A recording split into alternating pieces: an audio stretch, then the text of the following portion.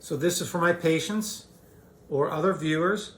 These are the 6 things I recommend you do to improve brain health and to help treat psychiatric illness. I tell every patient, take a supplement with 1 gram of omega-3s. Why omega-3s? Omega-3s are fatty acids. The brain is made up of 60% fatty acids. You need this for normal brain function. So 1 gram, including DHA and EPA. Those are 2 types of fatty acids that are essential for your brain. I recommend a plant-based one because the plant-based omega-3s don't concentrate heavy metals like certain types of fish.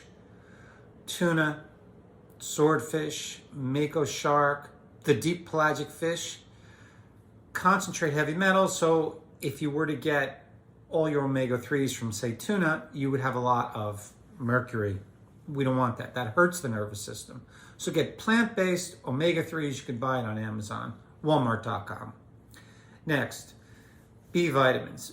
B vitamins. Take a supplement, this would be 2, with B vitamins. I recommend you get methylated B vitamins because certain people may have the MTHFR gene mutation and they cannot absorb non-methylated B vitamins. So get methylated B vitamins. In particular, get one that has at least 15 milligrams of L-methylfolate. L-methylfolate, folate being B9, which is critical in the enzymatic reactions as a cofactor to produce norepinephrine, epinephrine, serotonin, dopamine, and GABA. B6 is also important, pyridoxine, and B12 is cobalamin.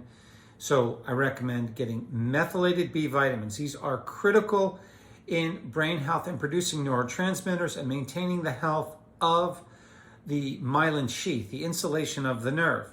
You also need other B vitamins to maintain energy levels. They're critical. And one thing we need to remember about B vitamins, they need to be taken every day because they're water soluble and they flush out quickly. So take a methylated B supplement that includes at least 15 milligrams of L-methylfolate. It's for my patients. So methylcobalamin, maybe it's absorbed better than cyanocobalamin, which is B12. L-methylfolate is critical. That one crosses the blood-brain barrier. And studies have shown that 15 milligrams a day improve your mood and help in the treatment of depression. But I recommend a supplement, methylated B vitamins, including L-methylfolate. The next thing I recommend for the treatment of depression is a vitamin D3 supplement, cholecalciferol. This is animal-based D3, ergo calciferol is plant-based. Get the animal-based D3, cholecalciferol, and take it with vitamins K2 and K1, particularly K2. I recommend 4,000 international units of D3, and I recommend 400 micrograms of K2. Vitamin D3 is absorbed better when taken with K vitamins. Vitamin D3 is also made in your skin. Cholesterol is activated from the sunlight to produce the type of vitamin D3, which then the body activates in the kidney and then the liver. Also to some extent the lungs, but D3 is important in the enzyme tryptophan hydroxylase, which produces serotonin. It is very important in mood. Most Americans are deficient in vitamin D3. They say, 20 nanograms. If you're lower than that, you're deficient. But I think the normal level is over 100 nanograms per ml.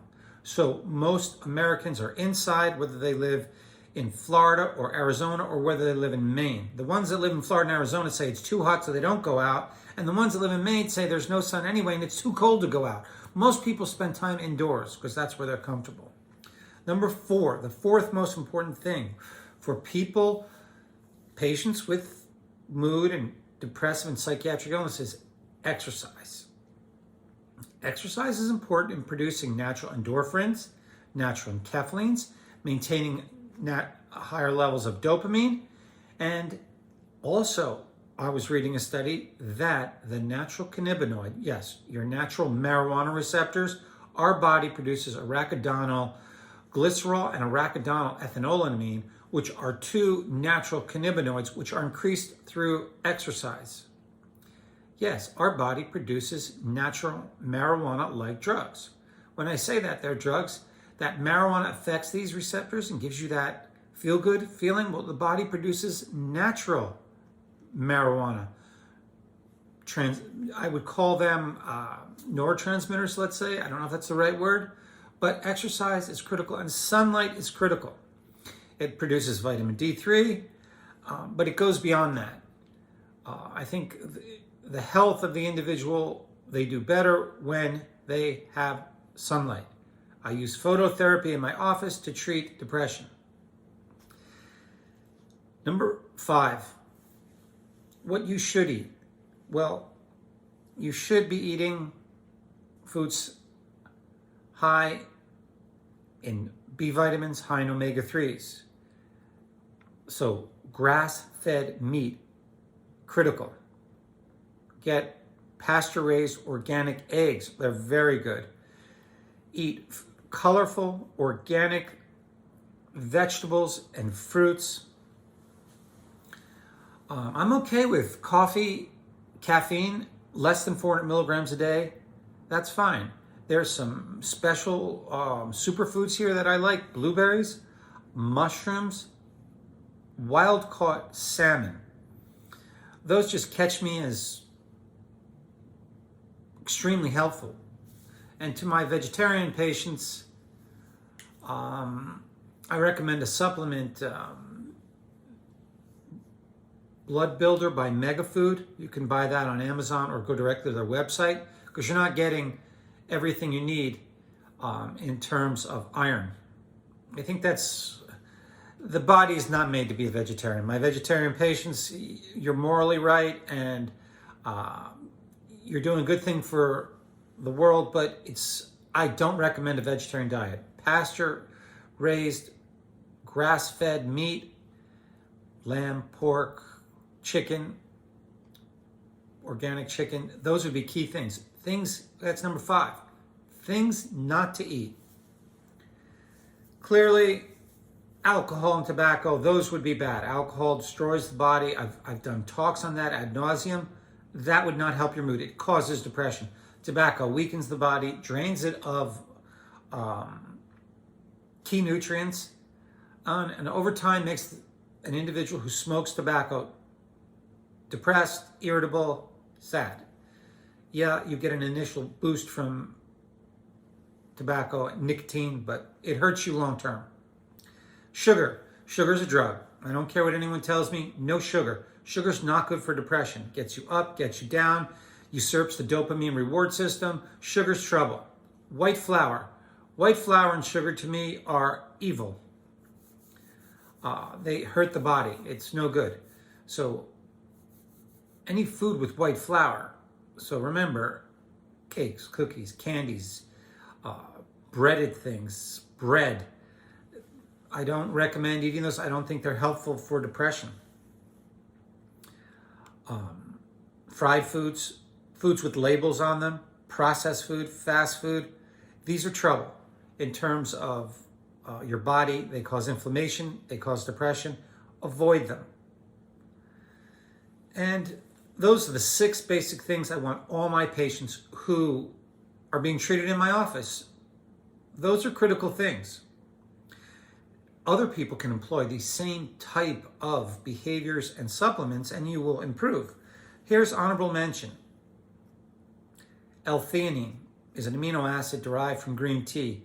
In doses 400 to 1200 milligrams 3 to 4 times a day can decrease anxiety. Ashwagandha, 500 milligrams twice a day, 1000 milligrams at night can help with anxiety, increase testosterone, and help with people's sleep.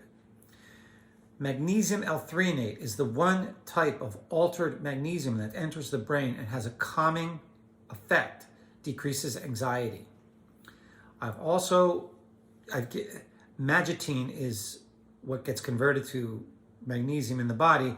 2000 milligrams at night help people sleep. So I've been known to give people 1200 milligrams of L-theanine, 500 milligrams of ashwagandha, 2,000 milligrams of magnesium L-threonate, which is magotine, which gets converted to magnesium in the body, and melatonin. A little melatonin, it's okay, 3 to 5. Don't go more because it causes a daytime hangover. So that's the gist of what I initially tell every patient. Please, I would appreciate comments. Subscribe. I really appreciate it. Thank you very much. Bye.